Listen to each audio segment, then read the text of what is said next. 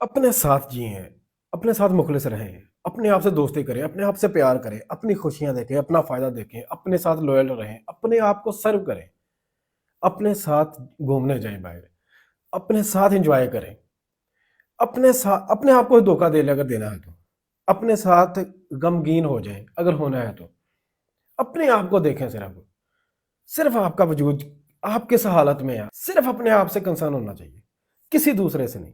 क्योंकि जब भी हम दूसरे के साथ ये सारी चीज़ें मुंसलिक कर लेते हैं, डिपेंड हो जाते हैं कि फलाँ मेरी खुशी उसके साथ होने से है, उसके ना होने से मैं गमगीन हूँ, उससे मुझे फ़ायदा है, उससे मुझे सुकून है, तब हमारी ज़िंदगी में प्रॉब्लम शुरू हो जाती हैं। क्यों ना बचपन से हम लोग या अभी से जो हमारे पास टाइम बचा है, इतनी दुनिया को हमने आज़मा लिया, क्या हासिल हुआ? तो क्यों ना आज से ही ये प्रैक्टिस शुरू कर दें कि अपने साथ कैसे प्यार किया जाता है, अपने साथ कैसे रहा जाता है। चाहे वो तन्हाई है, चाहे वो अच्छाई है, चाहे वो कुछ भी है, चाहे वो अच्छा लगता है, नहीं लगता, लेकिन कोशिश तो कर सकते हैं ना हम लोग। और हमारे साथ जो कुछ भी होगा वो अपनी ज़ात तक होगा। तो क्यों ना इस अंदाज़ से भी तो जिया जा सकता है ना। वैसे भी इंसान अकेला ही तो रहता है। भीड़ में भी अकेला ही रहता है। उसको सिर्फ लगता है कि इर्द-गिर्द 4 लोग हैं, लेकिन हकीकत में तो वो अकेला ही होता है ना।